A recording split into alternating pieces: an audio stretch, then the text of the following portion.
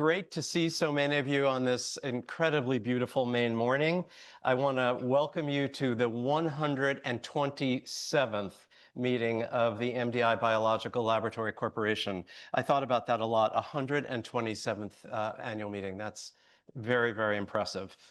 We have a full agenda, including some updates from Dr. Haller, who will tell us about some of the cutting-edge research that's underway on the campus, as well as plans for the future.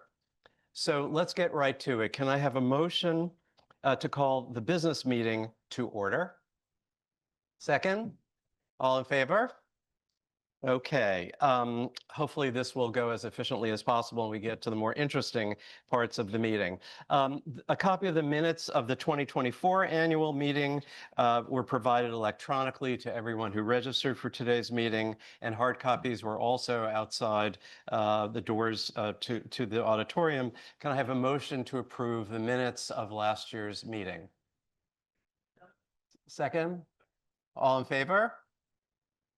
Great. Okay, so now we're going to move to committee reports, and the first one will be from Dr. Jan Coates presenting the Secretary's report.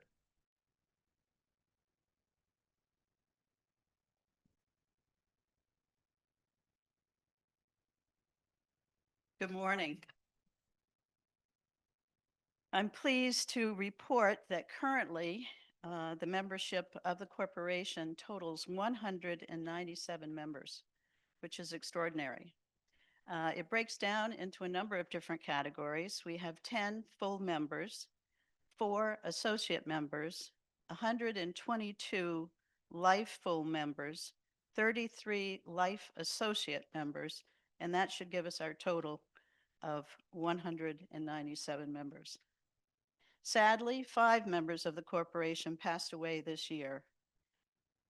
Life full members and former trustees, Mrs. Emily Sabath Marin, Merck Heineman, MD, life associate member, Mrs. Julie Watson McCormick, full members, Mr. Alan J. Kleinman, associate member, Sandy Heilman, PhD. And that concludes my report. Really observe a moment of silence for the members that we've lost, so thank you.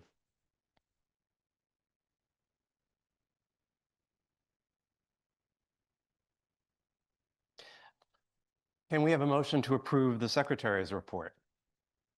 All in favor? Okay, thank you. Thank you. They told me if I had that, I'd have to sing, so I'm avoiding it. Okay, next, Dr. Benz will give us the nominating committee report.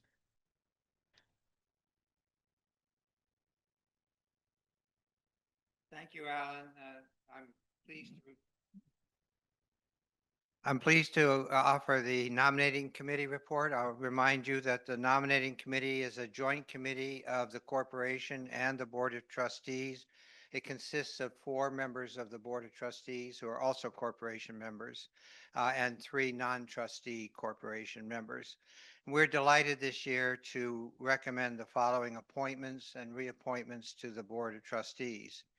For a new appointment for a 4-year term ending with the annual meeting of July 2029, we're recommending the appointment of Dr. Patricia Hand. Dr. Hand is very well known to our community, having served with the greatest distinction as our Director of Administration for nearly 2 decades, during which she facilitated our progression to a full-time scientific community, shepherded enormous growth, and maintained our cohesion through 3 transitions in leadership. Her leadership was also critical in our successful applications for and renewal of our INBRI and COBRI awards and our central role in the IDEA network. During these efforts on our behalf, Patricia has earned deep respect from colleagues across the state, the Maine government, NIH, and the Maine congressional delegation. Dr. Hand has substantial governance experience in addition, most recently as a past chair and member of our Mount Desert Island Hospital Board of Trustees. We enthusiastically recommend her appointment, and could I get a motion to approve? Second? All in favor? Any opposed? Welcome, Patricia.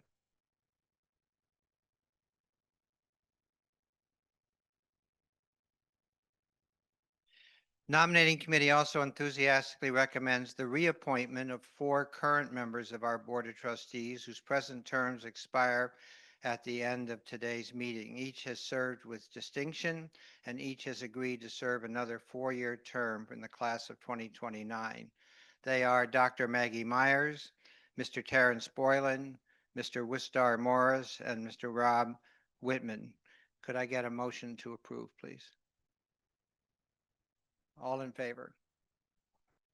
Any opposed? Welcome back to our.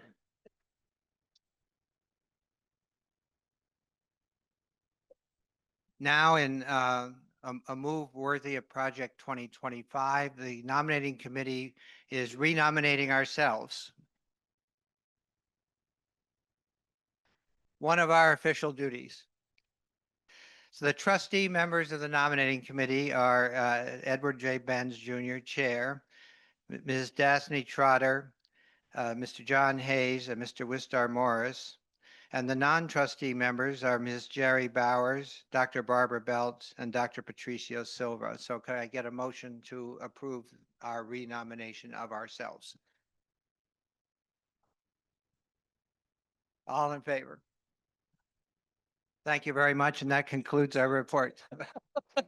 There will be no dissent.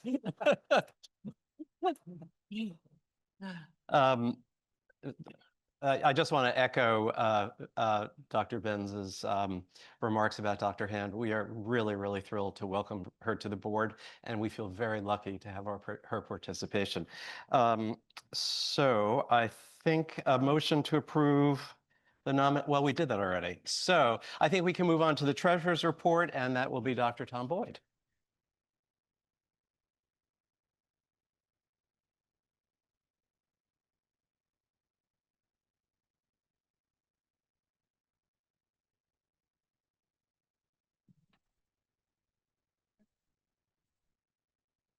Thanks, Alan.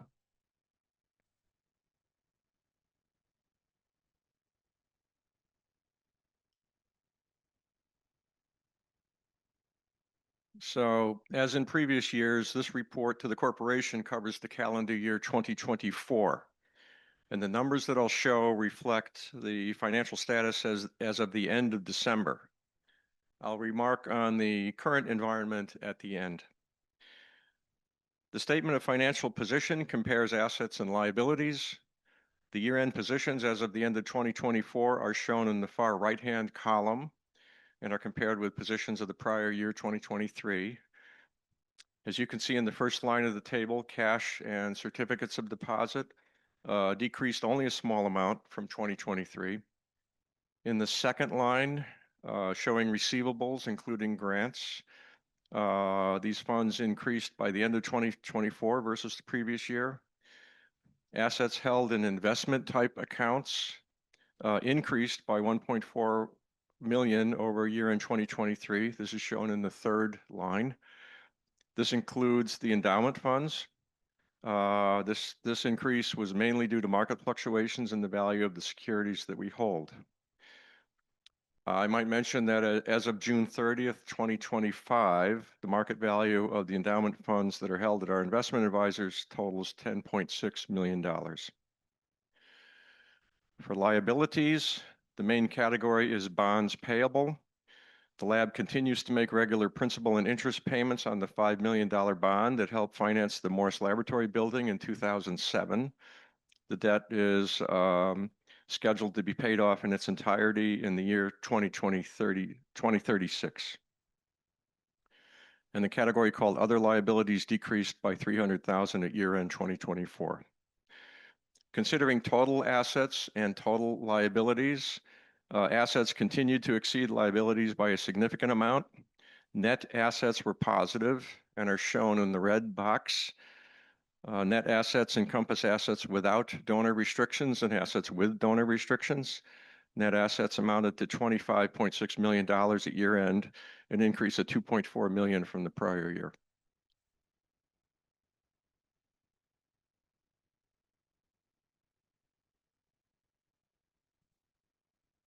that we're missing.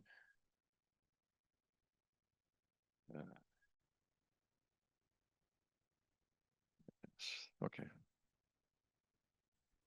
So net assets as of the end of the year, the $25 million in net assets are distributed among 50 different categories or funds. The largest category is land and buildings, shown here as plant assets in green. The general unrestricted dollars and the reserve funds are shown in blue and red, respectively. General unrestricted and reserve funds amounted to $4.7 million at year end. The general unrestricted funds, the reserve funds, and the plant assets do not have restrictions. Other funds may be restricted by the donor for specific purposes, and the institution can use a portion of the investment income that these restricted funds earn. We take this opportunity again to thank the Maine Community Foundation for their annual support of the NDI Biological Laboratory by way of the Salisbury Cove Research Fund, which was established by Tom Marin and the Marin Foundation, and we greatly appreciate their ongoing support.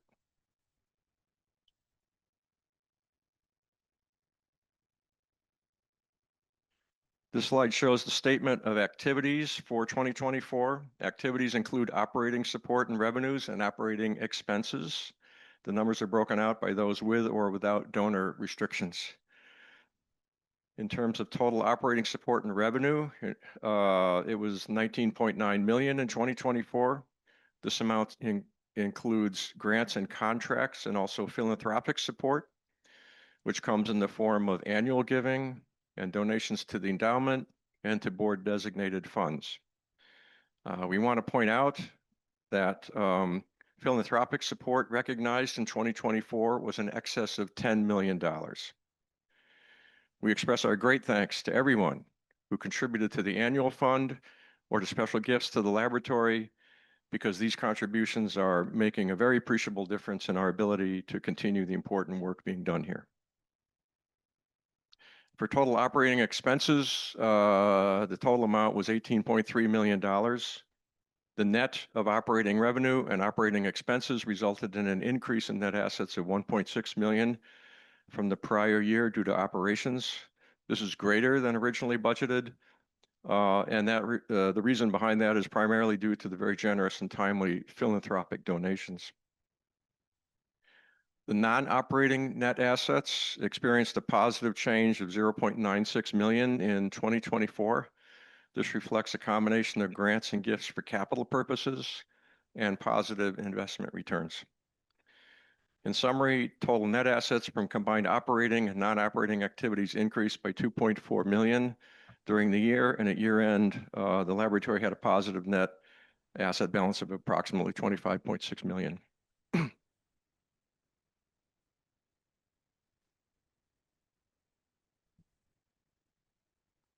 This slide breaks out the categories of our operating expenses. Total operating expenses were $16.9 million in 2024 if you exclude depreciation. The majority of the expenses, amounting to 71% of all expenses, are for research and educational programs. These two categories, shown here in blue and red, also include $2 million in distributions that we make to other institutions throughout the state of Maine through the MDIBL program. 22% of expenses were for management in general, shown in purple. These are the costs necessary for the operation of the organization and also for administering the MDIBL program. Expenses included here are for administration, accounting, budgeting, legal, insurance, safety, public relations, grant reporting, and compliance. And finally, 7% was for fundraising activity, shown here in green.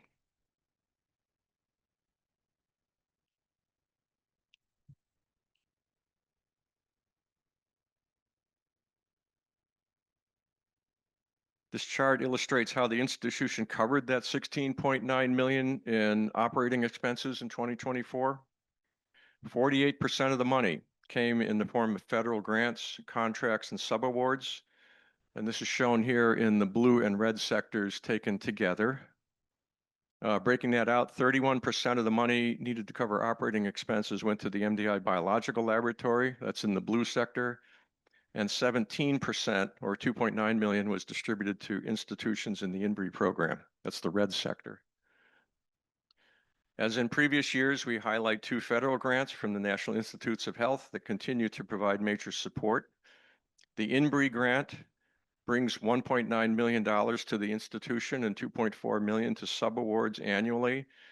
In May of 2024, we were awarded the first year funding for a new 5-year award cycle. The other major federal grant through the laboratory is the COBRE grant. This provides annual funding to support faculty and core service facilities like our animal model facility. In July 2024, we were awarded the first year of funding for the 5-year phase 3 award cycle.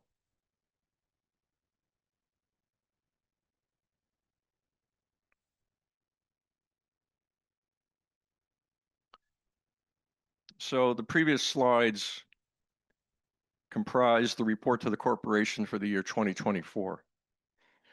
The first half of 2025 has brought us additional challenges and developments, most of which are ongoing. I would like to take a moment to summarize the situation as we see it now. First of all, under what I would call headwinds, most of the new challenges that we've confronted this year revolve around grant funding. Regarding awarded grants, these are grants that we've already been given. We're experiencing delays in annual renewals for existing grants that are midway through their awarded 5-year project period. Our NSF grant, for example, that funds 10 undergraduate student fellowships each summer was delayed by over 2 months, potentially jeopardizing the program. This spring, generous donors stepped up to guarantee the fellowships, and this enabled us to make the commitments that were needed to accept the students and conduct the program.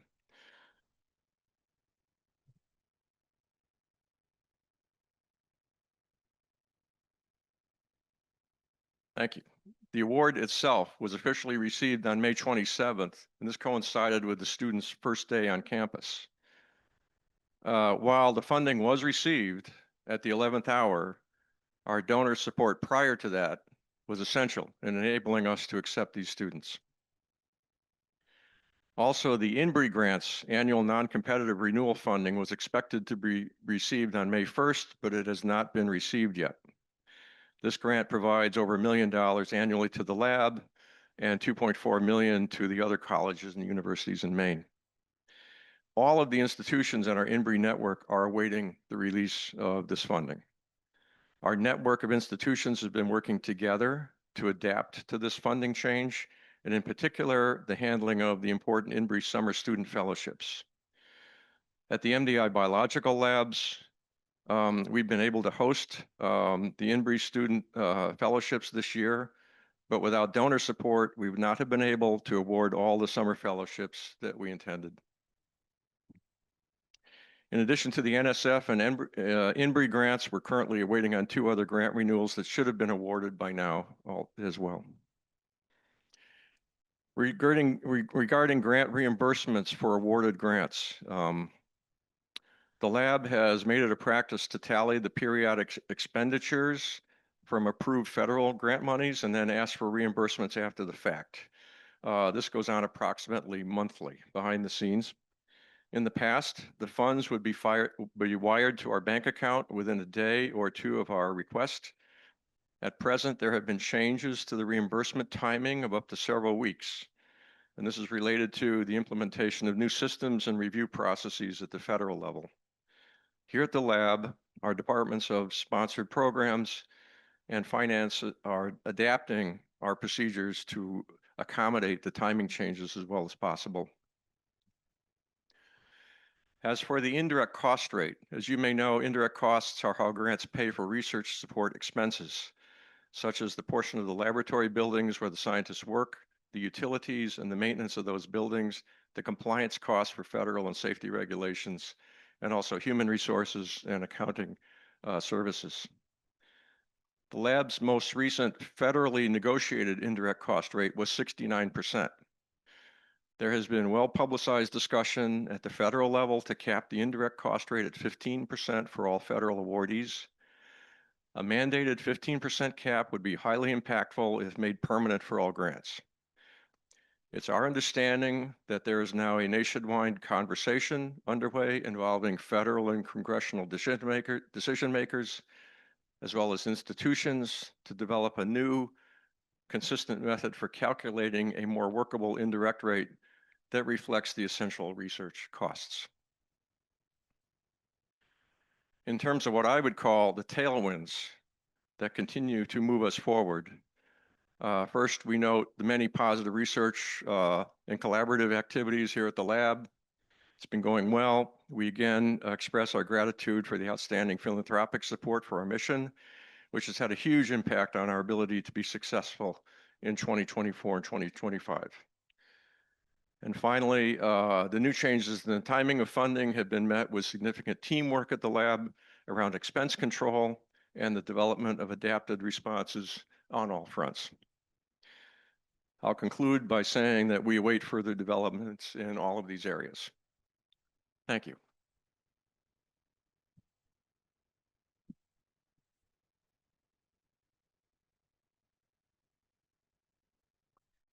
Thank you, Tom. That was very well done. Can we have a motion to approve the treasurer's report? Second? All in favor? Any opposed? Okay. We will now move to audit and risk, and that is Dr. Dennis Schubert.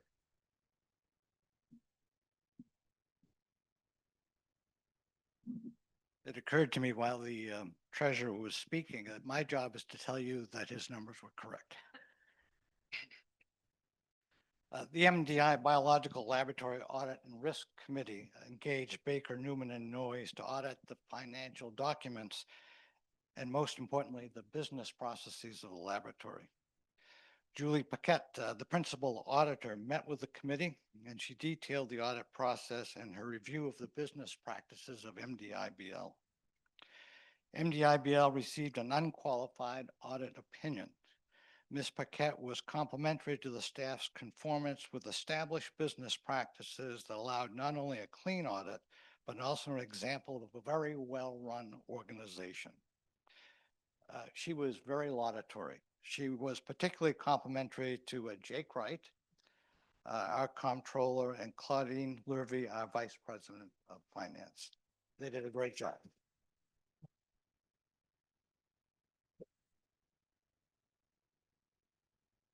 Thank you, Dennis. Can we have a motion to approve the Audit and Risk Committee report? Second? All in favor? Any opposed?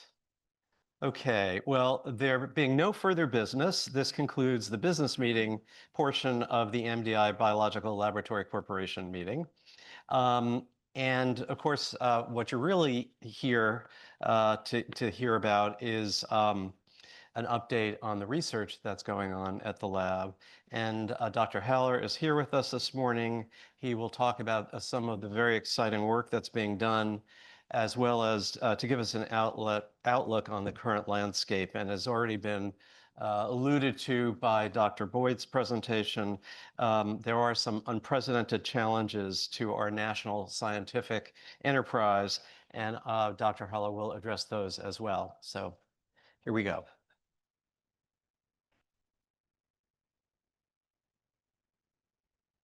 Thank you very much, Alan. Welcome to MDIBL. I think we have already heard the most important, and that was the treasurer's report. So I think now we are much calmer, and we can face now all the difficulties we will talk about, but also the positive things which have been happening. This describes our situation. This is Frenchman's Bay. And you see the calm waters here. This is, but you can also see something on the horizon.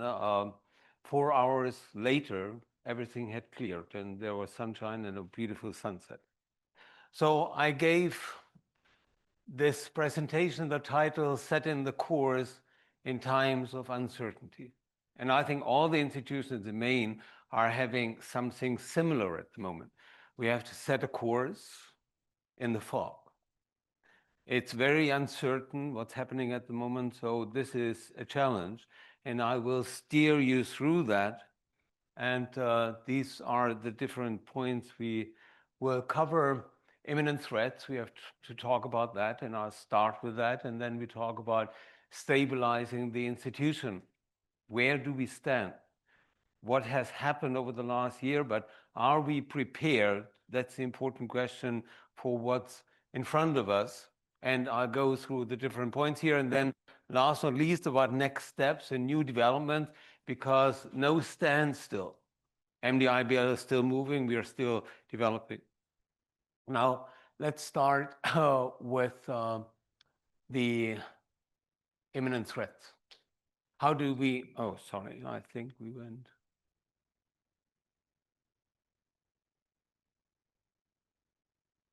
Yeah. So you're all aware that we had policy changes, and you've already heard about the changes in the financial situation we are facing at the moment. So the change in DI, anti-discrimination, there is a high level of anxiety. We had to deal on our website with all the new things the administration wants from us. That's more or less easily done, but inside the community, how do we discuss this with our students, that we are staying the course, we're not changing the institute, and how to make this transparent. And you can imagine we all have the same problem. You watch the news, you don't want to get up in the morning, and our students are afraid, and they are afraid to travel, but they're also afraid not only traveling to other countries, but traveling to Portland. What's going to happen? So this is a lot of anxiety. Uncertainties about visa situations and international travel, uncertainties about detention policies, ICE activities, even on this small island, phone calls reaching us. ICE is on the island. I can tell you, people are running around. There is a lot of real anxiety about that, and to deal with that is not easy. And then the restructuring of NIH and NSF, you have already heard about that. I mean, what's going on there is really very difficult because there are still some people there. A lot of people have been fired. They are restructuring. It's a mix of people supporting us and a mix of people who have really very different goals. And this is a lot of uncertainty. And this is true for all other institutions as well. Everywhere we talk about that. And then the financial situation, uncertainties about grant funding, the timelines of approved funding. This is the foggy situation we are in, that we have approved funds and then the money is not coming. But we have to pay salaries. We have to distribute the money to the other institutions, which is a problem. The indirect cost rate limitations, this is an ongoing discussion. We are part of that. Terry is very much involved in that. We contribute to the discussion, to the national discussion. Where will we end up? We don't know. Elimination of major institutional grants, such as REU. We have experienced that. Our CEPA grant, the INBRI grant, approved, but the money is very slowly coming in, and we are anxious about that. And then changes in philanthropy. Also, you've heard that philanthropy is going very well, thanks to you all. All what I will report, what we are doing at MDIBL, is only possible at the moment because of the level of support we have from all of you. But we are worried about the future because all academic institutions are now, they need more philanthropic support. So we have to look forward and we have to see what's behind the horizon, really. And we are afraid of changes in philanthropy. So how do we address these threats?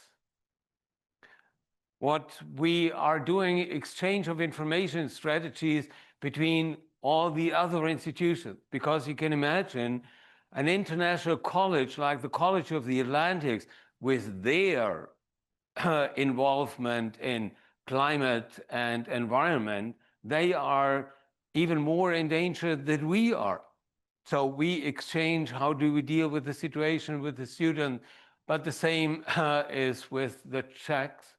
They have lots of international people there, and the University of Maine. We inform faculty, students, and staff about activities and measures of the institution. So transparency is very important, and meetings, and not letting people with all their worries alone. We had to change access to campus. Very unusual for MDIBL. We are a very open community, but at least our students were asking, can we have some control who is coming on campus and what's happening here? So we have regular meetings with students who listen, discuss problems, and inform about recent developments. And people, Hannah, who is running the program with the graduate students, wonderful work to keep them all together and still to have a lively campus. We had an invited lecture from experienced lawyers explaining students, and as I said, close communication with students about travel plan. Nobody from MDIBL goes through customs without us knowing when they arrive, and they are provided with phone numbers, because to be detained in Logan, which happens now and then, it's not a big deal, but I can tell you, under these circumstances, you're sitting there for 2 hours, you're terribly afraid because you don't know where you will end up. Either you will be released and you will go to Maine, or you will be sent home, or you will be somewhere else, and everybody's frightened about that. So this is what we are doing. And so far, I think the conditions are what they are, but the community is still, because of the work of everybody around here, is still doing well.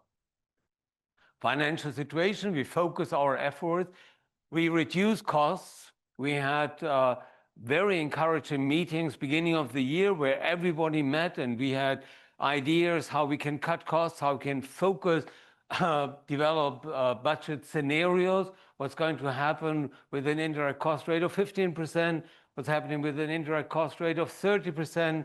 So far, we were able to keep all the staff here. No layoffs.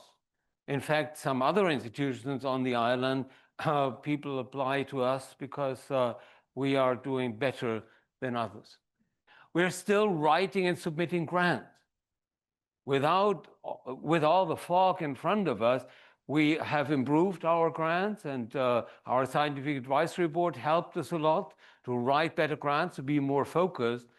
You can imagine that's not easy because we don't know what's out there. The NIH is if we are lucky, we can reach our offices there, but some of them are not available anymore. So to write grants and still to be optimistic about that, that's hard. We watch carefully the development at NIH, and I think we'll talk about this during the board meeting in the afternoon more. Engaging in novel models for indirect cost rate, I already mentioned this. What's encouraging is really the stable leadership at NIGMS at NIH, because this is the institute where the INBRI comes from, where the COBRI comes from. This is the institute where most of our funding comes from, and so far, the leadership there is stable, so there is hope for the future. And then last but not least, as you can see from all the other academic institutions, what's happening in general means that you need endowment. We can't rely, as we did for years and years, on federal funding and an indirect cost rate of around 70%, because this is endangered. So in order to be stable, we have to build endowment. So this is how we address these threats. But now I'd like to talk about MDIBL. This is what we are all here for. And the question really is, with all these changes we have and the fog in front of us, is our ship prepared for the next difficult passage? And this has to do with structure and with people.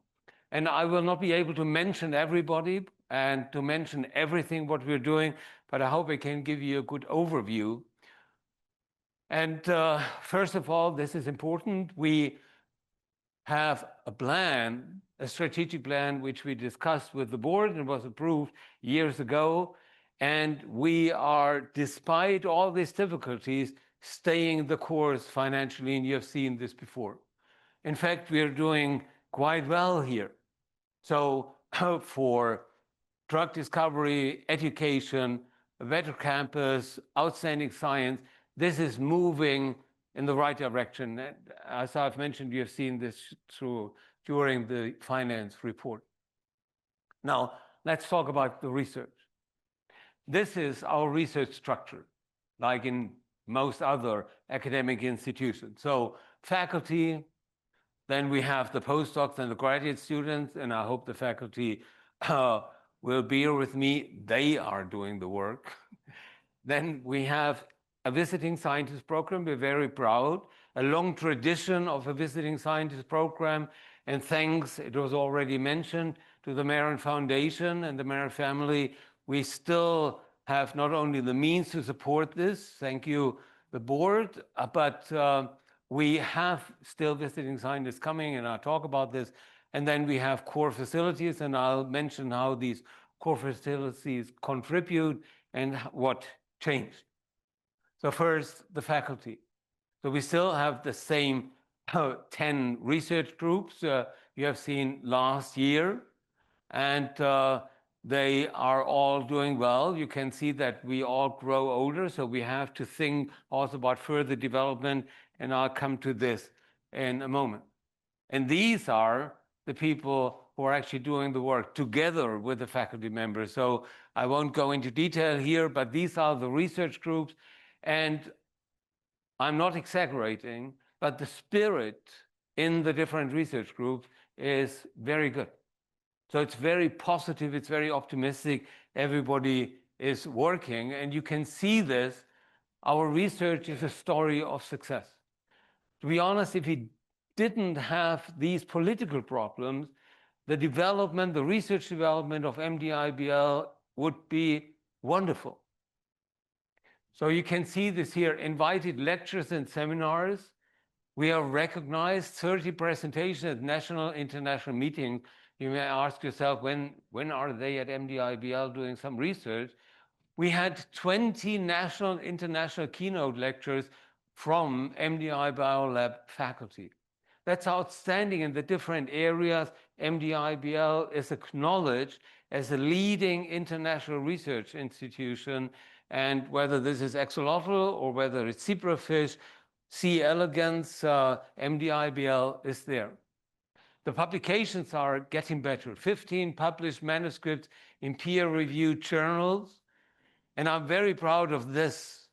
We send our publications, once they're ready, they are pre-published at bioarchives, and this gives you an indication. We have at the moment 7 manuscripts which are brand new.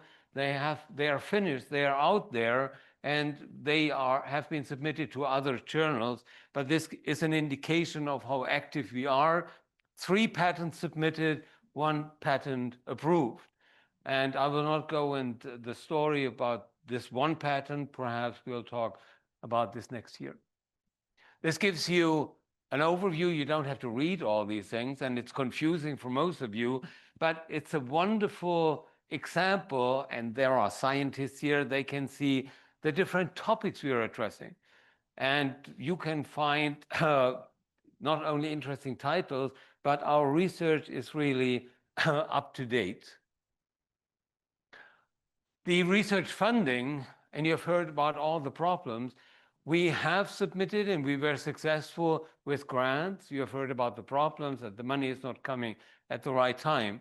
I'm very proud here that we have 2 MIRA awards, and they were positively reviewed, so they have a fundable score. We're still very much afraid what's going to happen, because the money is not here yet and they are not fully approved. But this is a major success when I compare this to years before. And we are only able to do this because of these wonderful people, the 2 Amy's, and they are responsible for the grant. This is very, very important, because our researchers, they trust, and they also trust the finance department here, so that they can focus on the research, they can focus on writing grants, and then we hand all this stuff to Amy and her group, and they take care of that. And we are very much afraid that somebody will steal them from us, because this is the best grant department I've ever met in 50 years.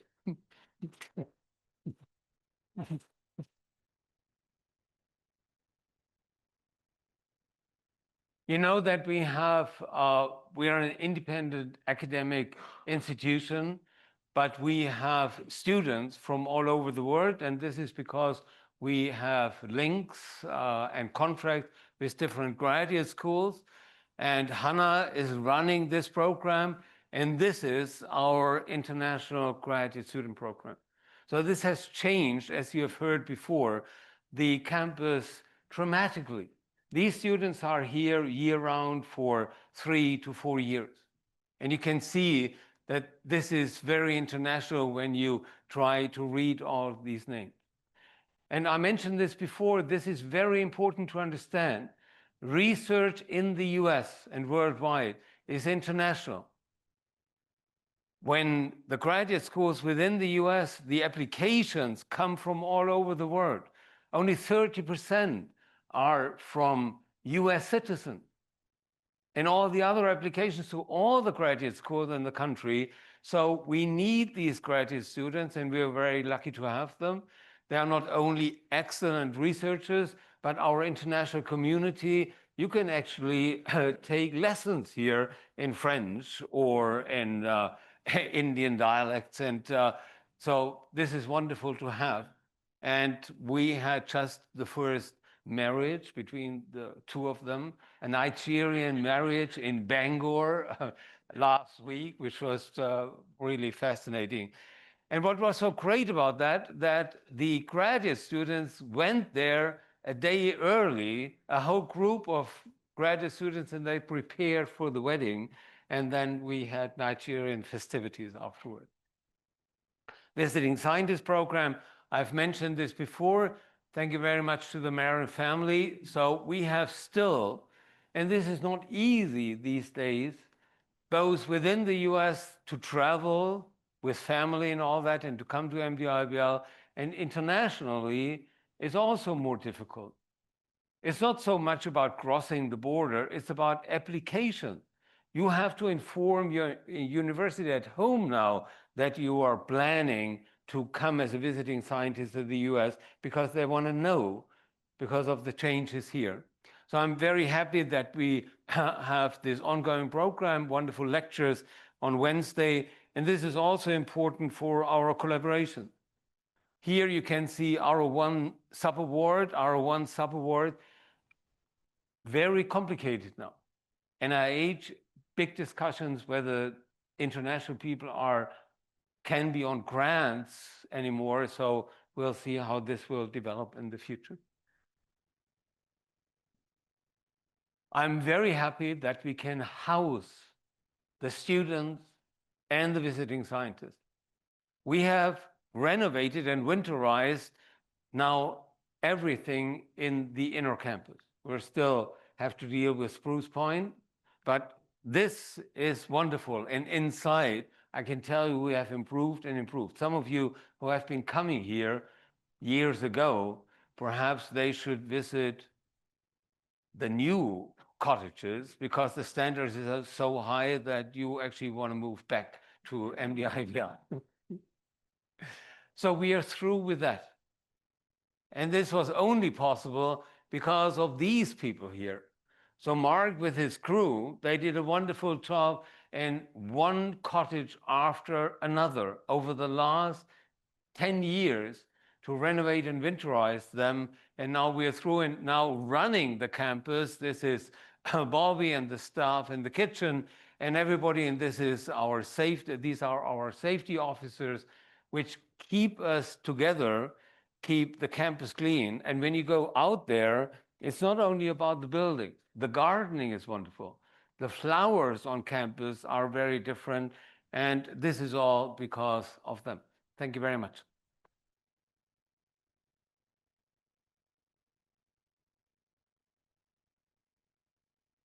And now our core facilities. The core facilities are changing also. You know, this is the strength and our specialty. So our animal models are unique. Our microscopy unit has become unique because of Frederick and Hannah and all the others working there, and bioinformatics is changing as well. Just one example, we have added a new animal model. I mentioned this yesterday when we had the reception. So these are African turquoise killifish, and if I'm able, I don't know whether I'm able, no, I'm not able to do this. So I could actually, if I would be better with that, I could move them around. But here you can see this fascinating animal model, and you'll hear a talk about this in about 15 minutes. These are young fish and these are old fish, and you recognize them. I mean, they're grayish and they're a bit more bent. I mean, they are like us. And we use them to understand mechanisms of aging. But even more important, the animal facility established this, a lot of work, 3 years. But then immediately, we have organized last year the first national meeting on this animal model. So we are keeping the leadership, or we're trying to keep the leadership with our animal models on a national and on an international basis. And this is microscopy. You will hear about microvasculature, about these small blood vessels, the capillaries, which are so important to provide oxygen and metabolism in the different organs. But now we can see them. These are tiny microvessels, and these are different vascular beds, and this is because of Frederick and Hannah. And here, I hope that I'm able to move this one here. Here. So this is the microvasculature in the heart in 3D.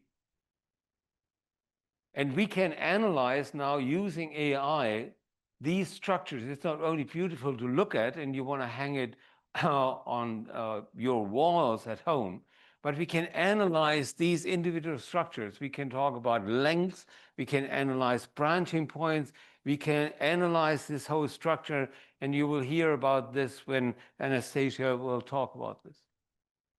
What? Sorry.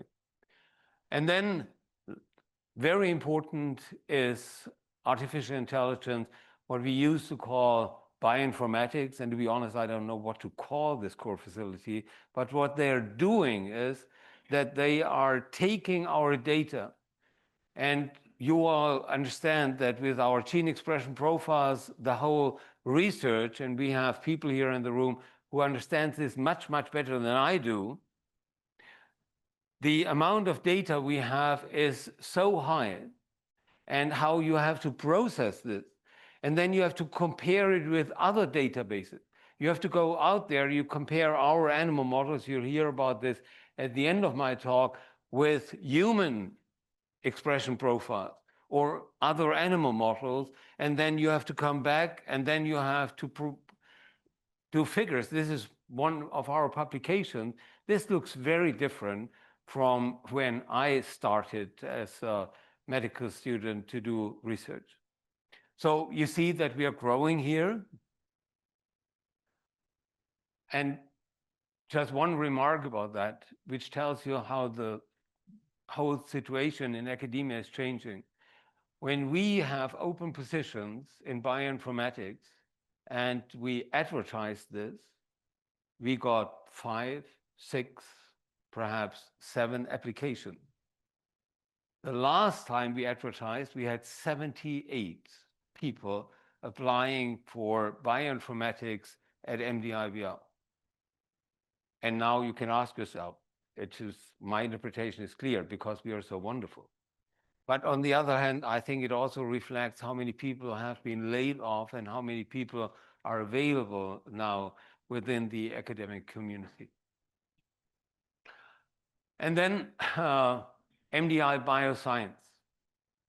We have coined this name to put under this roof all the activities we're doing in basic research, which potentially have a relevance to be translational. This means to be used in the real world. So this is not an independent entity. It's just for us and to talk about this to the outside world. And I'll talk about one important project, and this is going back to the ocean, the NSF-funded consortium, main algae research infrastructure and accelerator called Maria. So we have a grant together with the Bigelow Lab to work on that. And what do we do there? Not a lot of you know about algae, but the algae are fascinating, and I'm learning really a lot about algae now. They still have a nomenclature: red algae, brown algae, and green algae. Even in times when we all do gene expression profile, they actually talk about, oh, we compare brown algae with green algae. This is about 18th century. But these are the substances which are within algae. And you can see, some of you, with one plant, this is not about proteins. This is about other structures. And algae are full of that. And the Bigelow Lab has the biggest repository of algae from the North Atlantic. It's a national center for that. And we test these algae extracts in our animals. And then we collaborate with the Roux Institute and with Northeastern in structure analysis of that. So this is funded, and we are very proud of that. And we can use our animal models to work on that. You see this here. These are the different animal models, and they are not MDI biosciences. They are animal models within the different research groups. And then we test these extracts, and we have readouts. But most importantly, we now do molecular profiling of all these animals. And this is why we need so much of artificial intelligence, then to compare what's happening there with human tissue and others. So we are almost through here. Education, courses, and outreach. This is INBRI, and you've heard a lot about INBRI. We're waiting for the money. It has expanded. We have new members there, restructured, wonderful grant application. And these are the courses and conferences, not INBRI, which we have here. And I've broken this down so that you understand the strategic goal of all these courses. It's not only that we have more generalized activity. What we are doing here, we have biotech, has to do with translational microscopy and bioinformatics. And here you can see the different courses and education. And Chris, especially in her team, they are working and organizing all these courses. And here you see bioinformatics and then others, renal courses. I'm very proud that we had rebuilt emerging leaders in regenerative biology in development. This was, over the last 10 days, organized by Bryac and by Ian, and a lot of efforts from Chris and education and everybody. International course, which brought together a lot of international leaders, students, for 10 days on our campus. This was not only educational, it was wonderful to have all these researchers here, lots of activities. And I only regret that because of all the other obligations, I could only listen to 3, I think, out of 10 wonderful lectures. Which, imagine, otherwise I would have traveled really a long way to attend some of these lectures. And now they were all here. But as I said, we are so active now that it spoils a little bit the atmosphere here. Outreach, education and outreach. This is Family Science Night. This was last week, one of the highlights of the years. Not only because we teach the next generation. It's really wonderful to see here, but you can see we are also teaching more than just children. But you can see here how seriously our students take this. You know, they're not just sitting there and handing out candies. They're explaining the science. They're reacting to questions. So this was a wonderful atmosphere. And everybody joined in there. Liz Marnick has worked a lot, and she's not only involved in this, but she is wonderful in her outreach activities. She is on the Public Affairs Advisory Committee of the American Society of Biochemistry and Molecular Biology. She speaks at colleges like Bates and Kobe, and I think this is wonderful, she chairs patient advisory committees for rural problems like obstetric residency programs. So this gives you an idea of the range. I regret that I'm not able to mention everybody involved in these activities, and some people will come to me afterwards and say, well, you know, I mean, you could have done this differently, but here they are. So that's listen. And Hannah and Chris and the whole team. So this was the question. Is our ship prepared for this difficult passage? And I think yes. I hope I can convince you that yes, the problems are immense, and the political changes, we are not going to talk about this, but our little ship here at the outskirts of the living world is prepared to tackle these problems and to stay the course, not only being internationally renowned scientists here, but also for education and outreach. So next steps and new developments. You have to bear with me a little bit more. New research groups, renovation and modernization of the campus, MDI Biosciences and drug repurposing, and institutional program grants. I will go through this relatively quickly and just give you an outline. Are we actually thinking about new research groups under these circumstances? And yes, we have to do this.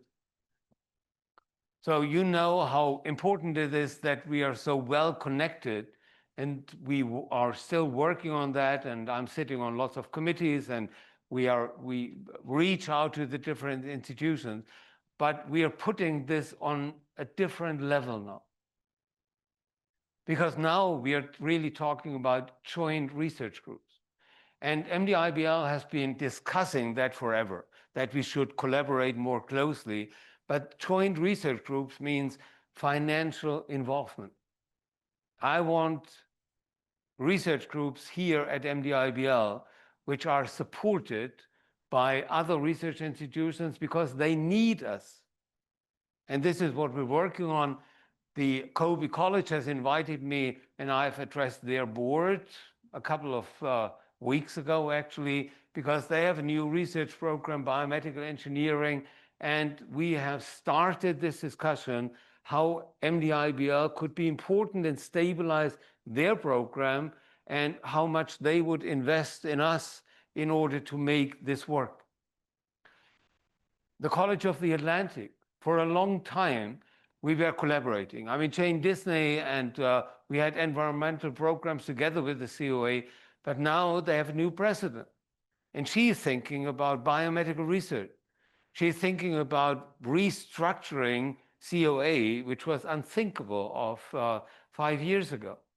And here, we are very open. We get along very well. We will have our first meeting, leadership meeting between COA and MDIBL, end of August, discussing how this could work and whether there is interest in forming joint research groups. And last not least, the Roux Institute. You know that Jim Strickland is now there in a leading position, and we are expanding on artificial intelligence. They want to have access to our research labs because they need the data and we need the methods. So we are also talking about a joint research group localized here at MDIBL, but financially supported. And only under these conditions, I dare to think about new research groups, because the classical way to pay for a whole package of a new researcher at the moment, that's out of the question, almost out of the question. Renovating the lower campus. You've heard me say this before. When people come, like the director of NIGMS, they come here, they look at the campus and they say, you take good care of that. This is a national treasure. You have mentioned this, 127 years, but from the outside, that's what we want to be, is this MDIBL, but we have to renovate And we have had lots of discussions about new buildings, and this is financially more difficult. But we get federal support to renovate, winterize, and modernize these buildings down there. And this is the money put together from the Halsey program and for the Neil Lab. Will start right after the summer, opening up the whole of the lower campus. And then we will connect and winterize all the labs down there. And we have the money to the interior, to modernize the interior of Neil. This is a change. I mean, the last renovation, Jim, when was that? Yeah. And it's a great place, and it will break my heart to have not this wonderful staircase where you can break your neck. But nonetheless, next year, we'll have not only brand new equipment in there, but research groups working there. And these labs will be renovated. And I've tested this. You know, I've brought research groups, people we want to hire, I've brought them through these labs. And I've asked them, what do you think about when it's modernized? And they all fall for it. You know, to have a place like the kidney shed where famous people have worked in before, modernized, and then you can write grants overlooking Frenchman's Bay. That's quite something. So we have federal money for that. You can imagine that to obtain the money from federal is not only because of our wonderful basic research, but because of the translational program. So sometimes you may wonder, why is he doing all this MDI bioscience stuff? We are doing this also to raise interest and get more federal support. And then last but not least, this is MDI Biosciences and a program on drug repurposing, and you'll hear about this in a moment when Anastasia will talk about a drug which is already established and what it does to the microvasculature in our model. Here we will use our disease models, we will use our bioinformatics to characterize these for disease pathways, and then we will compare this to all the databases out there, and then we'll use compounds, known therapeutical compounds, and then hopefully we will find new ways how to combine different treatment strategies for disease mechanisms, and this will be a challenge. I'm looking forward to that, but it also has this aspect that on a federal level, Susan Collins' drug repurposing is one of the things she's really supporting, and so doing this will also help us in the future. Last but not least, the grants. So yes, we need individual research grants for every research group. We have heard about the indirect costs, but we are working on institutional program grants. And this has also to do with NIGMS, collaborative program grant for multidisciplinary teams, complicated word, RM1. And Ian is working with all of us together on a program on developmental plasticity and regeneration. And we are planning a new COPRI. Most of you understand how important the COPRI has been during the last 12 years for the lab. And we need a new COPRI not to grow so much, but for the stability and to give NIGMS the possibility to shift money towards MDIBL. And Dustin has agreed to coordinate this. And then last but not least, you have seen this curve, but what we need here is endowment. The future of MDIBL will be research grants and a stable endowment for the operational costs of the Institute. I think with all these changes, and even if we will go back to older times, this question of how to finance an independent research institution will not so much indirect costs anymore, and not so much of the research money, but an endowment which makes us independent, which helps us to steer the course even in difficult times. But who can fail with a team like that? So thank you very much. You have heard about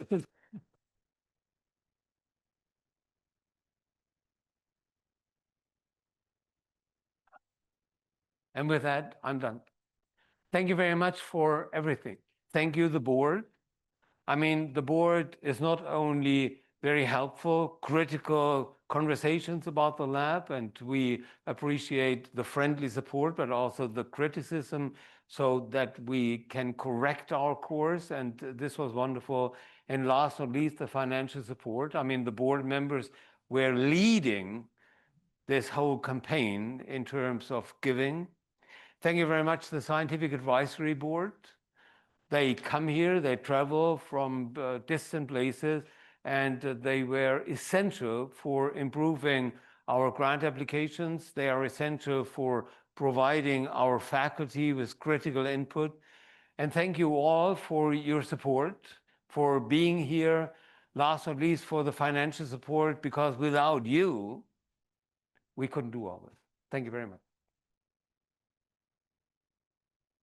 You want to introduce Anastasia? Yeah. Okay, and now they will, load up the presentation of Anastasia. Anastasia was with us as a postdoc for 2 years. She's a kidney doctor, like a lot of researchers here before, from Germany. And she established together with others like Sonia and the animal facility, and Matt and all the others who are here, the African turquoise killifish. And now she's back taking care of patients. Actually, we wanted her to be here, but she has been invited in Germany at a very important conference to give a talk about her model for the first time. And then she wants to have a career in Germany. So she said, well, I'd love to be here, but I have to present there because all the department chiefs of Germany will sit there and she will introduce African turquoise killifish. So she came here, worked hard, and within 2 years, with the help of other labs, Ian Labs helped a lot, and others, she was able to establish this, and then she has now submitted her first paper. It's not Nature and Science like other publications we are waiting for here, but it's Kidney International, and for her, it's a stepping stone in her career. For us, it's the first publication ever in this animal model on kidney and microvasculature. So it's a huge success. And as I said, she's not here with us at the moment. She's in Erlangen and giving her talk actually in 15 minutes. So this is on kidney vascular aging in African turquoise killifish. And just one remark, she'll talk about that. Don't be confused. It's microvasculature. It's not the carotid artery. It's not the coronary. It's what's behind that. It's these network of capillaries which are so important to deliver oxygen and metabolites to our organs. And without that, we wouldn't function. And she will explain to us what's happened during aging and how she can improve that. Hello everyone, greetings from Germany. My name is Anastasia Pollman and I'm a postdoctoral fellow in the Haller Lab at the MDIBL. Today I want to present to you our work in kidney vascular aging in the African turquoise killifish. Why does kidney aging matter? Well, 10 to 14% of all adults in the world are estimated to suffer from chronic kidney disease. It is therefore a worldwide health burden. The treatment for chronic kidney disease in young and old patients is quite different. Usually in old patients, only dialysis remains as treatment option. It is therefore of great interest for us to find therapeutic interventions that can keep the kidney healthy. In the Haller Lab, we are interested in the tiniest of blood vessels, so-called microvasculature.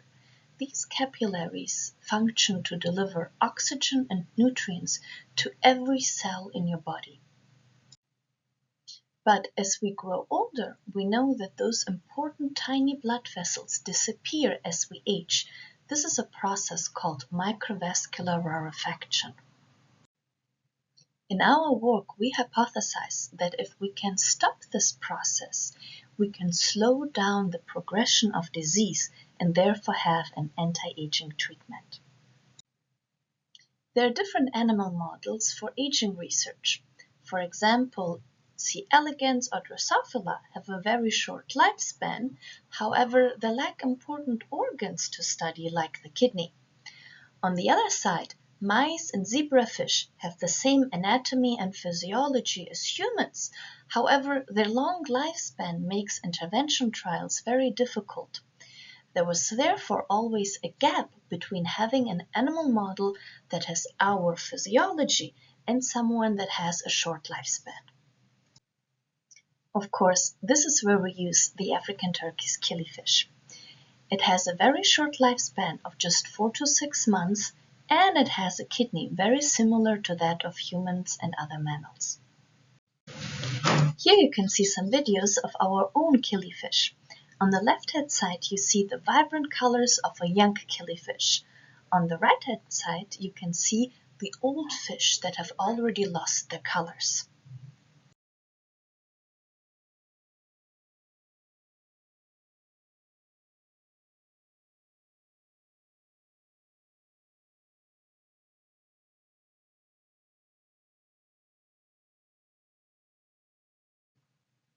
Now, during my talk, I will be talking about young versus old animals. Old animals is defined as the time point of an entire cohort where 50% of the fish have died. A young animal is an animal that has already reached sexual maturity. In our case, this is comparing an 8 to an 18-week-old killifish, or in terms of humans, it would be similar to comparing somebody who's 18 years old to somebody who is 80 years old. Now, let us look at the differences between young and old killifish and how we discovered whether their vasculature rarefies with age. We can use the fish as a model because they have a kidney very similar to our own. Here you can see a mouse kidney, a mammalian nephron. The nephron is the smallest functional unit of the kidney. Now, while a fish kidney might look different from a mammalian kidney, it has all the same functional units. It has the blood vessels, a glomerulum, and a tubulus apparat. Now, the anatomy of the killifish kidney shows us that they have 2 so-called head kidneys and 2 tail kidneys. When we look at the head kidneys, you can see that in the young animals, those are still nice and pink, whereas in the old animals, they're getting a little bit paler. We have noticed that some of our animals, and in other facilities as well, killifish tend to develop kidney disease called nephropathies. Now, when we think about kidney aging or renal aging, we think of certain hallmarks. And I want to show you how these hallmarks, which we know from human aging, apply to the killifish. We look for the hallmarks of kidney sclerosis or nephrosclerosis. As you can see here in the young animal, we have healthy-looking glomeruli, we have a healthy-looking tubuli system, and healthy-looking blood vessels. In the old animals, we see all these compartments change. We see that the glomeruli slowly disappear or become thicker. We see that the tubuli start changing their morphology or completely disappear. And we also see that blood vessels are either thickening or that their lumen is becoming thinner. Overall, we can quantify these processes and say that the killifish has glomerulosclerosis, tubular and vascular changes, which we also know from human. We can also see that old killifish kidneys compared to young killifish kidneys have an increased area of fibrosis, shown here in red. Now that we know that the killifish kidney undergoes the same histological changes as humans, being glomerulosclerosis, tubular atrophy, and interstitial fibrosis, we're now going to take a look at microvascular affection. Before we begin, just a reminder, I'm going to show you now a lot of images which were created at the MDIBL light microscopy facility. For this work, I have used every available microscope at the MDIBL, and I want to thank Dr. Frederick Bonnet for training and Hannah Summers for imaging and analysis of the images to come. Now, one of the standard methods to visualize blood vessels is to stain them with a certain antibody. Here we are showing you an image of a young killifish kidney stained with CD31, a typical blood vessel marker in yellow. Compare that to the staining of an old animal, you might already see that there is less vasculature. And not only can we see those changes in the kidney, but also comparing young to old hearts. And if we further zoom in into those hearts, we can see intricate differences in the microvasculature of the heart as it ages. And we have been able to show these age-related losses of microvasculature in all of the organs that we have looked at, the heart, the kidney, and the liver. Another technique which we have used to visualize the blood vessels is intracardial perfusion. For this, we use the beating killifish heart to transport a fluorescent dye, which we can then image under the microscope. Here you see how the killifish heart is being punctured with a microcapillary needle. For this procedure, the fish still needs to be alive and the heart needs to be pumping. We know that if we use this method, we can cast out the entire vascular system and get even more details of the tiny capillaries.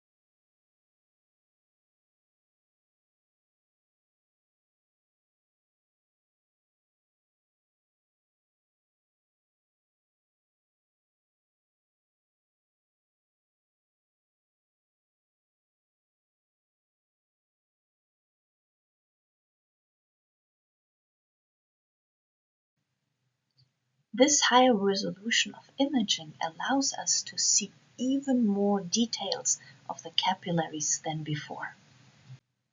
And of course, this method also works in young and in old animals. If we then take a closer look at those perfused kidneys, you can already see with your bare eye the differences in microvasculature. We use a program called Amira 3D to quantify these blood vessels. As the name suggests, we can render all the tiny blood vessels in 3 dimensions. And the program can give us information about how old age changes the vasculature. We can see, for instance, that we have a reduced number of total branch points, the vessel-to-kidney volume ratio goes down, and the total network length is also reduced with age. So now we have seen histological changes and the loss of microvasculature as we age. But what about functional changes in killifish kidney? When we were perfecting our method to see the vasculature, we were also imaging at later time points. Doing this, we discovered something very interesting. We were able to see that our fluorescent dye, which is albumin, was present in the tubular lumen of old killifish. Now, the only way the albumin can gotten into the tubular lumen is if it had previously leaked through the glomerulum. We were therefore able to discover that old killifish suffer from age-associated proteinuria. We can also see that old killifish have a higher inflammation markers in their blood. Inflammation is detrimental to the health not only of our blood vessels, but to every organ in the body. Now that we have seen that the killifish displays all the hallmarks of renal aging that we know from humans, the next question is, well, how can we slow down this progress? So we were trying to measure a therapeutic intervention that can protect aging vasculature, and we have decided to use a drug called SGLT2 inhibitor. SGLT2 inhibitors are a new class of drugs which target the sodium glucose-linked transporter 2 in the kidney. This is a type of drug which is traditionally used as an antidiabetic drug. However, it was shown that it also protects from chronic kidney disease and it slows the progress of the disease. We are therefore repurposing this already established drug for a different purpose. First, let me show you that the killifish has SGLT2, the target of our drug. Here you can see cross-section of proximal kidney tubules, and you can see in the lumen the yellow staining for SGLT2, which was made using a custom-made antibody.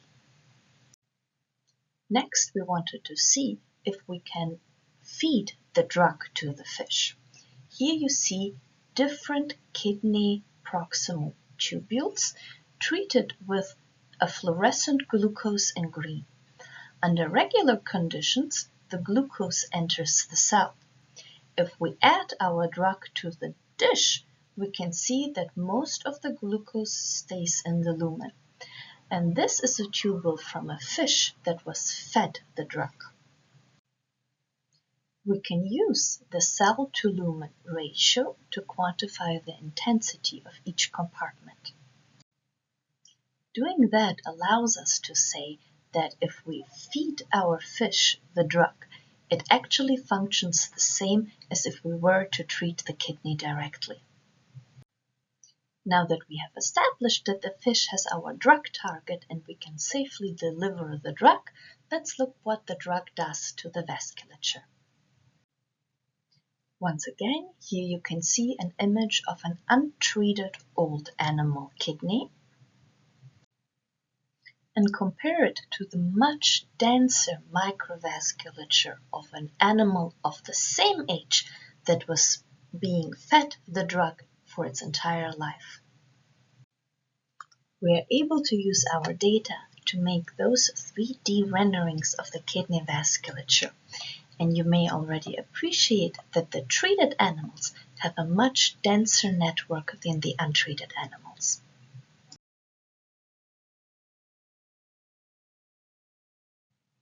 And once more, we can use our program to quantify these changes. And we can see that the treatment with the drug preserves the branch points, the vessel to kidney volume, and the total vessel network length. And not only can we save the vasculature, we also see that the treatment with SGLT2 inhibitor reduces the leakage of albumin via the glomeruli in old animals, which is very exciting because we know from humans that SGLT2 inhibitors are already being used as a drug for anti-proteinuric treatment. Now I'm happy to have shown you that the treatment with SGLT2 inhibitors preserves the microvasculature. This is actually the very first time anybody has ever shown this in an animal model. Now, of course, our next question is, how does this work? To find out the molecular mechanisms, we have performed single nuclei RNA sequencing. This advanced technique requires a lot of expertise and experience, so I'm very glad that at the MDIBL we have the Comparative Genomics and Data Science core, and of course our bioinformatics specialist in the Hala Lab, Matthew Cox. Of course, we also use OpenAI's ChatGPT to help us analyze and annotate some of these kidney cell types which have never been annotated before. Here you can see a UMAP, which is a display in 2 dimensions of a multidimensional cell system. Each dot on this graphic is an individual cell, or nuclei in our case, which is being grouped together or clustered together based on a gene expression. We can then use these gene expression profiles to give names to individual clusters. Looking at age-dependent differences in our cell types, we can see that aging is associated with a loss of vascular cell types, the endothelial cells and the cells surrounding the blood vessel, which fits the data that we have on our microscopy images. We can use gene expression profiling to look at the differences between young and old killifish kidneys and to investigate further individual cell types. What we find is common in aging through all of the cell types is the loss of energy generation, especially due to mitochondrial dysfunction. And excitingly, we can see that we reverse this exact process using SGLT2 inhibitor. And it is very interesting to see that a drug that targets just the kidneys has a global effect on all of the cell types. And furthermore, we can also see that SGLT2 inhibition serves as a damper on inflammation. Now, with this, I hope I was able to show you that with the treatment of SGLT2 inhibitors, we are able to reduce age-dependent loss of microvasculature, decrease the permeability, and the inflammation. And what's very exciting, we are the first to be able to show this process with SGLT2 inhibitors. Of course, a work like that isn't possible without a great team in the background. So I want to thank once again all the people that have collaborated and helped with this work, especially our animal core facility, our light microscopy facility, and the bioinformatics core. And of course, special thanks to everybody in the Hala Lab who helped with this work. Thank you very much for your attention.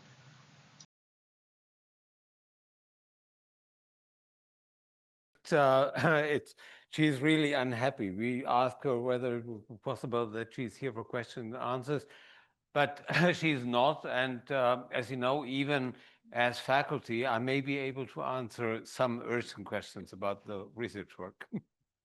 Any questions at the moment? Yes. They didn't. Not this cohort. There's a small difference, but not significant. It has to do with sample size. It has to do with variability. This was still progressing. It tells you, as you all know, we have changed actually and improved the living conditions in the treatment group. So they were not totally comparable, but we will look into that. And the work has been partially supported by AstraZeneca. That's one of the companies selling SGLT2 inhibitors.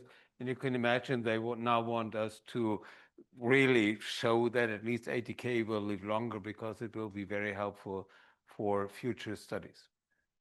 Yeah, Herman, I may have missed this, but at what age did you start exposing? Very, very early. So it's not regeneration which is induced, but they were on the drug starting at week 10. So they had the drug for a long time. And the question is then obviously, how does this work?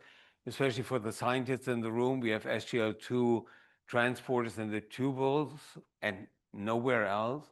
So this has to do with really changes, physiological changes. When you treat with SGLT2 inhibitors, you're losing more glucose, you're losing more water, and the whole organism then shifts towards ketone metabolism. And so it's not a direct effect of the drug on the blood vessels, but it's an overall change in the body composition and mechanisms. We are looking into this right now. And a lot of other people do this as well. Okay, with that, I think now we are back to the more, well, I wouldn't say more interesting, but really fascinating. We have been waiting for that. Sherry, it's all yours. Thank you. Well, good morning, everyone. And I appreciate everybody's ability to not fall asleep in this very warm room after sitting for a long time. I will try to be brief, but I did want to just take an opportunity to update you on where we are in funding all of the initiatives that are outlined in that 5-year strategic plan. So I think Dr. Haller gave a beautiful update on where we are in terms of our infrastructure, where we are in terms of growing our educational programs, and you just saw a wonderful example of where we are with our science. And so it's very exciting, lots of great updates there. I want to talk to you today a little bit about kind of what's happening behind the scenes to make all that work possible.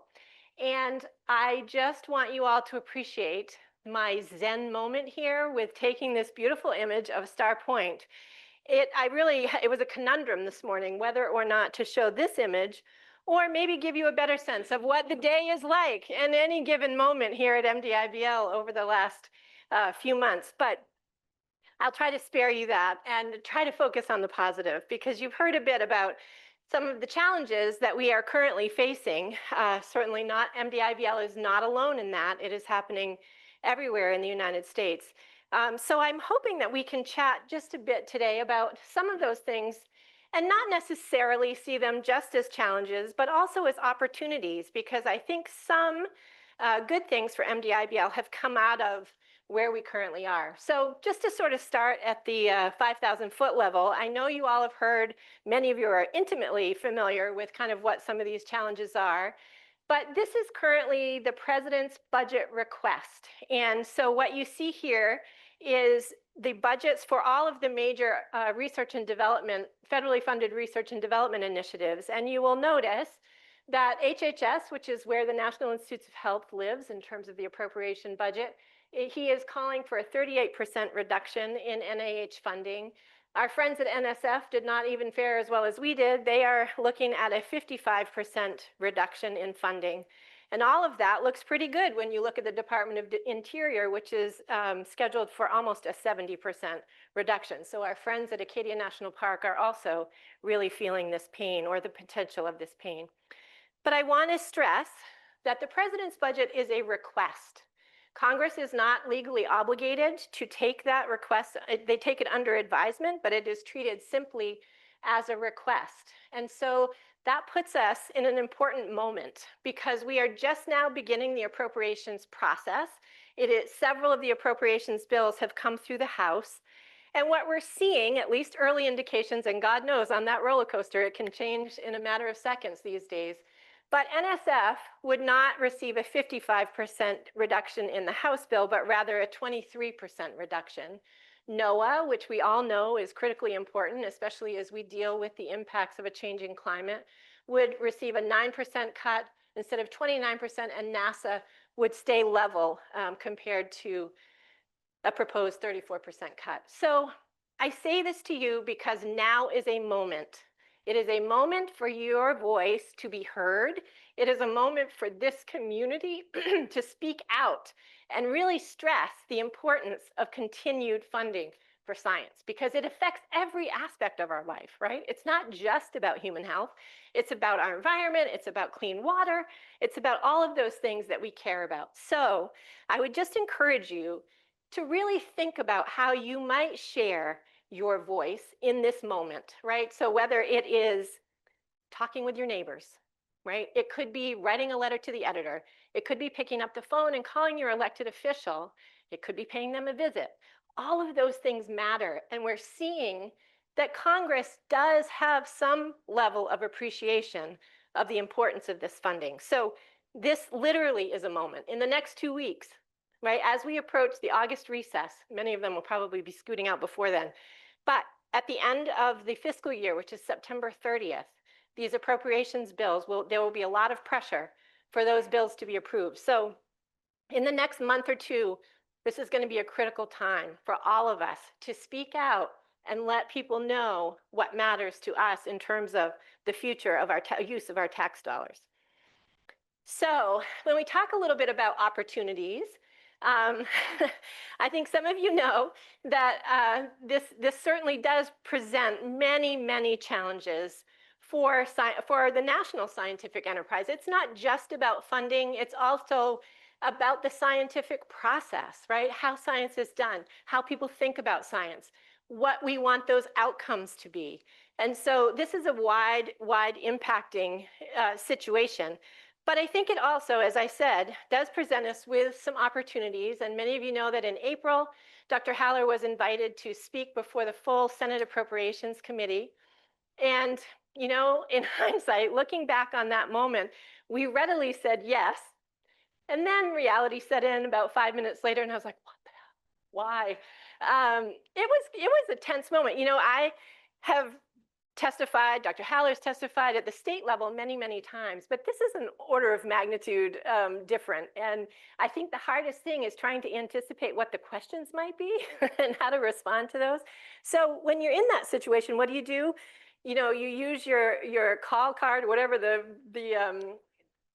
game show does, but I call Jill Goldthwait because she's the person I know that has the most experience in these initiatives. And she and Patricia Hand did a beautiful job of standing in as Senator Collins and Senator Patty Murray. And we had lots of test runs of this presentation. And I just want to appreciate Jill and both Jill and Patricia for that effort. They walked us through that.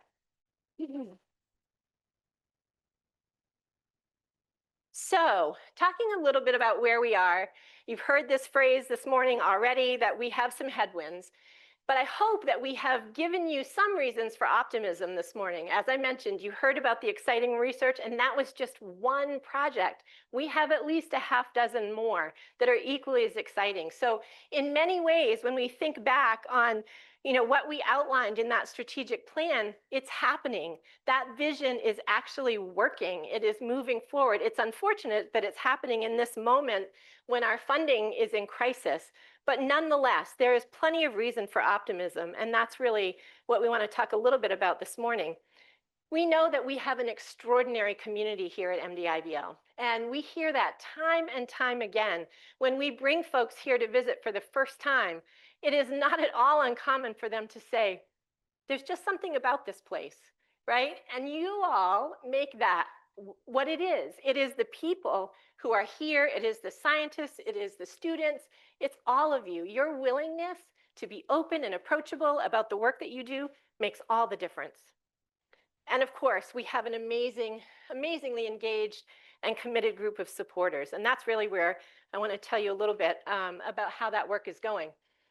So to think a bit about where we are in this moment and taking advantage of those opportunities as we see them, I do think we have a tremendous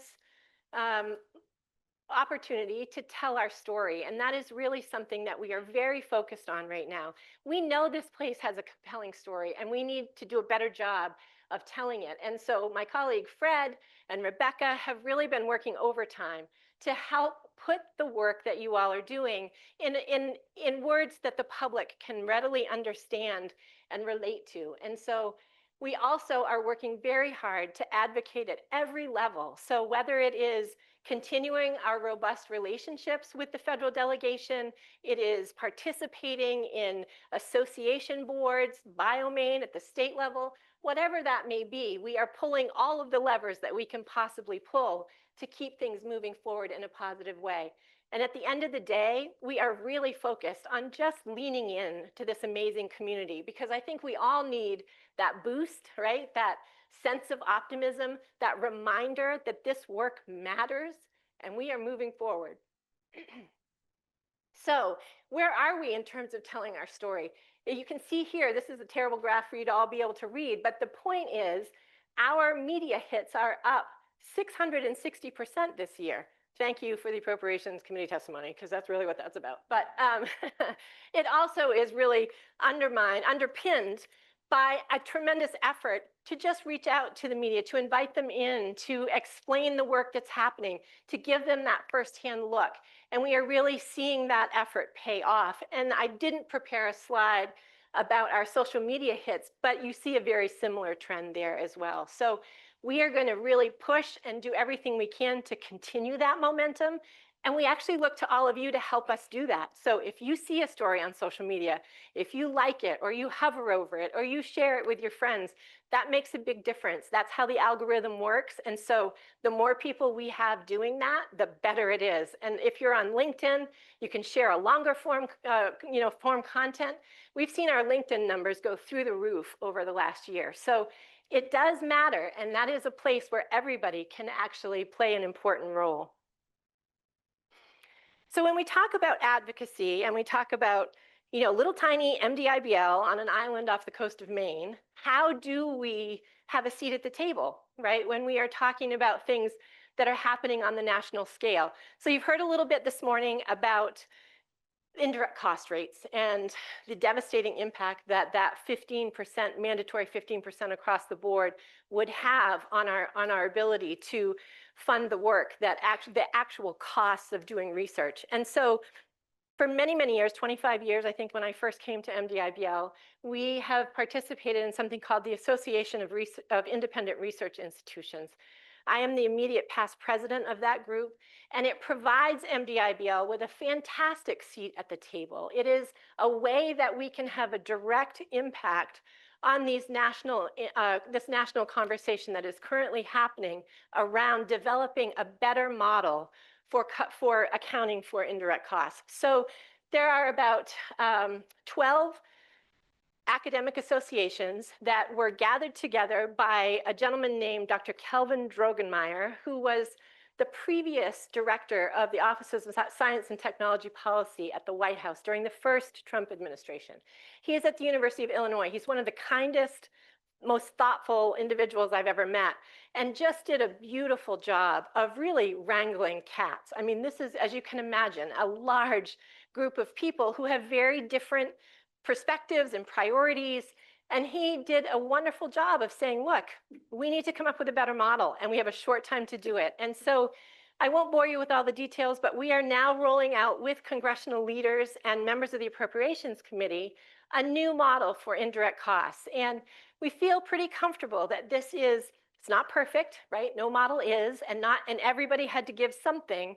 But we feel that this is at least a more transparent way of communicating the actual costs of doing research. And so we're very eager to get the word out. We heard from Senator Collins this morning that she's not happy that we're not moving quickly. So we need to get on that and give her the materials that she needs so that she can work with her colleagues and give them an alternative to what is being proposed in the president's budget. So we'll keep you posted on that, and you will undoubtedly be seeing more of an effort on social media and in other ways to try to communicate exactly what this model looks like.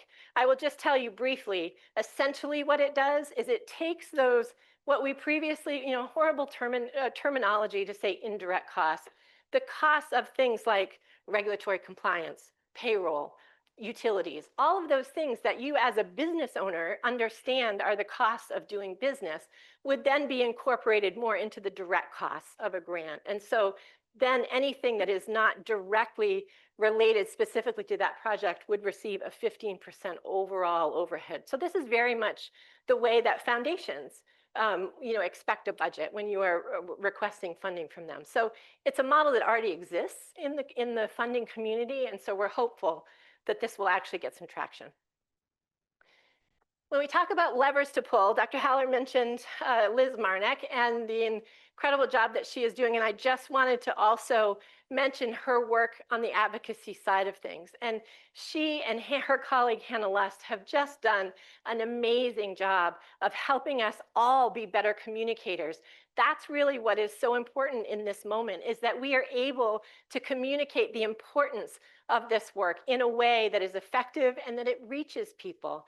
And one of the things that I am so grateful about for Liz is that she always leads with curiosity and a true desire to understand. And that is something I really need to remember, because you get very focused on your message and why it matters to you. But really meeting people where they are is an important part for all of us, or an important thing for all of us to think about as we are having these conversations, as we are making our voices heard, right? We can't just be tone deaf. We have to understand where we are in this moment and how we can effectively get our message across. So she's doing some amazing things. You can follow her on social media at ScienceWizLiz. And she's also the Chief Scientific Officer for thosernerdygirls.org. And they are also a wonderful resource of scientific information. Okay, so talking a bit about that amazing group of supporters that are really carrying the lab in this moment. We have done a lot of work over the last year to think about how can we take what we know we have, right? We have a robust story, we have an engaged group of volunteers and donors, and really amplify that. And so earlier this month, we announced an expansion of our president's cabinet. And I just want to give a huge shout out to Rob Whitman, Anna Maynard, for really leading that charge. They were the ones who really established this president's cabinet and allowed us to think about how we can magnify this work. And so we now have a number of newly appointed members. I see some of you in the audience this morning. Meg Samick is here with us, as well as Jean Evans, and a number of others. And I apologize, I don't have a slide with everyone's photo here, but they're on our website and you can go and take a peek. But we are really excited to be able to work with this group to, again, tell that story, amplify the work that is being done so that others can get involved and have an opportunity to learn more. So one of the things that we did, we used them as a test case this winter, and we created a behind the lab bench activity where, led by Liz Marnick and others here at the lab, they learned how to pick worms, and they learned how to get their DNA and how to amplify that. So we now have another, recruiting opportunity for anyone who wants to work in the lab full time. We've got a bunch of well-trained volunteers there. So, but it was a really fun way for people to get a sense of actually, how does science work and what is this like? I had my lab partner who, she put up with me because I really did not do this very well. She looked at me halfway through and said, "I'm really glad I did this, but I'm really glad I don't do this for a living." So it was great. So we are always looking for ways to make new friends, and that's another way that this group can really be helpful to the lab. If you know someone who's never been to MDIBL, invite them over. We have lots of different opportunities to bring new folks to the lab. Our science cafes, our Taste for Science events, whatever it is, family science night. Invite them to join you, because the more the merrier. We are always interested in making new friends. And I want to just take a moment to say this group of ladies is really killing it right now. They are doing an amazing job. And I think my role, the thing I am proudest about, is being able to recruit some of the most just kick-ass fundraisers that are out there. They're doing a good job.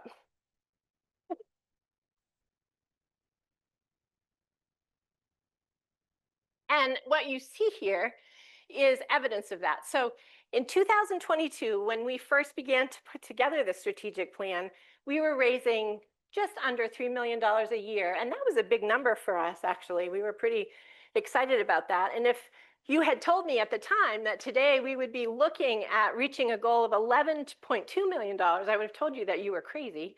But here we are. And that, again, is really just a huge tribute to all of you for the continued generosity that you show to this institution, for the enormous commitment and engagement that you show every day. And we are so grateful to you all for that. It is not hyperbole to say that we would not be able to do this work if it were not for you. Currently, more than 50% of our budget is scheduled to come from philanthropy. That's a huge thing. All right, so where are we in terms of meeting this? And I'm sorry for all these errors in my slides. I'm not sure what happened here. Where are we in terms of meeting our $45 million need for this 5-year strategic plan? So as you probably got a sense from that previous slide, we are doing pretty well. We are about halfway through our plan. And we have raised almost $35.5 million toward that $45 million goal. So thank you.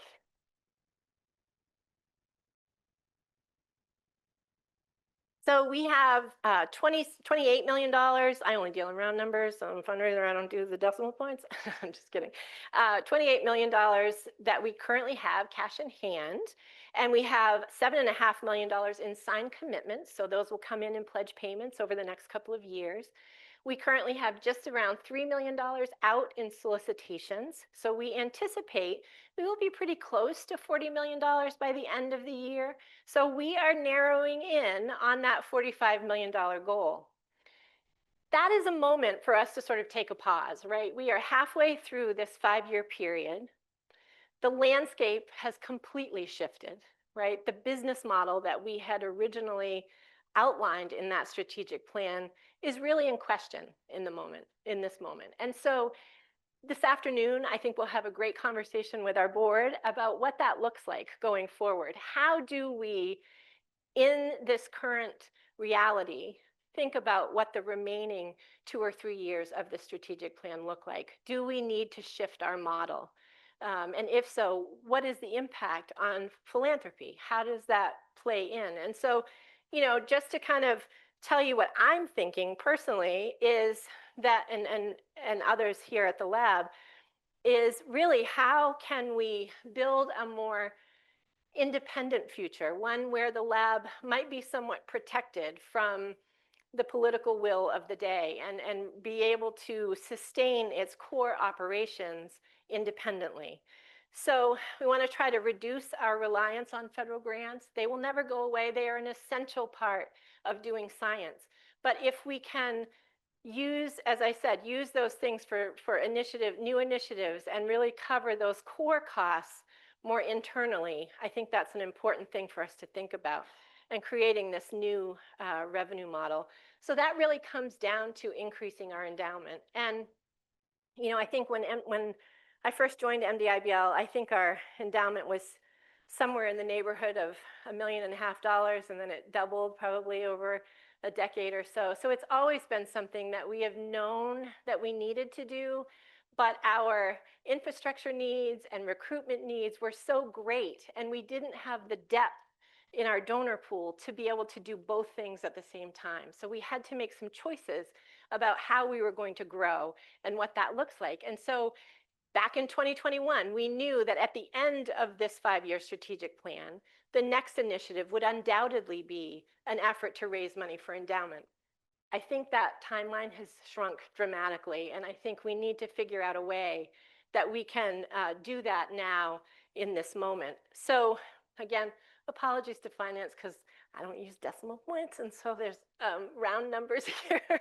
But our current endowment is right around $10 million, and it's split basically 60-40, restricted versus unrestricted. And so all of that, whether it's restricted or unrestricted, goes to support the programs that happen here at MDIBL. But with the unrestricted, there is some additional freedom there. So that $10 million generates roughly, again, any given year, it can be slightly different, but roughly about $500,000 a year to support the operations of the institution. We really need to be somewhere in the neighborhood of something that generates $2.5 million a year if we want to get that independence, if we want to be able to sort of weather these storms in a more effective way. So that's a huge number. That would mean an additional $40 million. But I don't think it's impossible. And I think we can start chipping away at that right now. And so that's a big strategy that our fundraising team is thinking about. There's lots of different ways that we can do that when we have conversations with folks when they're thinking about making a multi-year gift to the institution. We talk about the idea of a blended gift where you might make a cash gift now, but you might consider an estate gift later to support that long term. So there are lots of creative ways that we can get to the same place and do what is really in the long-term best interest of MDIBL. So one important step on our path to increasing our endowment was the announcement of a $2 million endowed chair, the first endowed chair in MDIBL's history. And we are also very proud to say that Emily Spalding was the inaugural recipient of that generous gift. So we're very, very excited to have this as one first step in what we see is many more to come. So congratulations to Emily.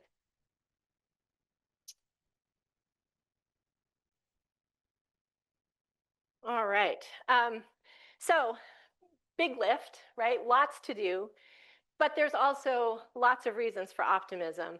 And just as Dr. Haller did, I want to just extend a huge thanks to the Board of Trustees because they have really led this effort from the get-go, and they have given personally to this effort. 2/3 of the amount of money that we have raised have come from the Board of Trustees. So that is just huge, an enormous, enormous accomplishment. And also to our president's cabinet, who have kind of become like, permanent parts of the development office. We just consider them to be an extension of what we're doing. So it's a lot of fun. They're a fantastic group, and we are thrilled to have them on board. Our Star Point Society members, right? We are raising an enormous amount of money from this core group of people, and we want to continue to grow that group and continue to engage them in our work.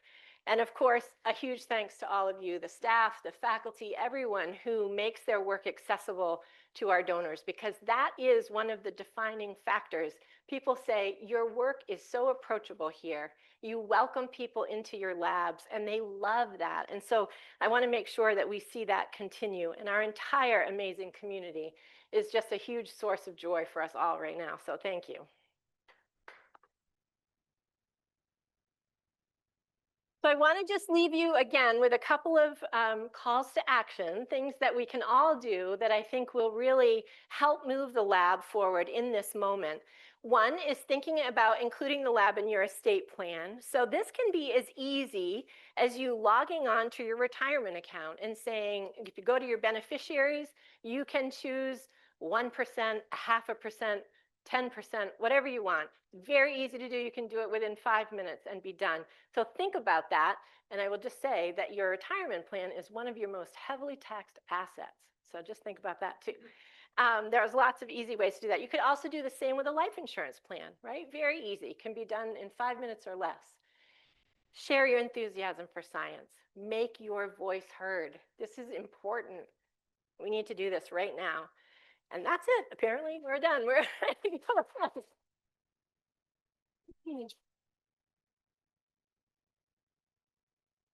Well, thank you, Herman. Thank you, Jerry. Thank you, Anastasia, long distance. Thank you all for being here. I hope you found the presentations interesting. I hope you feel that we are dealing effectively with the current reality and planning enthusiastically for the future. And again, that future will not be possible without your support and your generosity. So can I have a motion to adjourn the meeting? Second. All in favor? And I'm not going to ask for any objections. So thank you very much, everyone.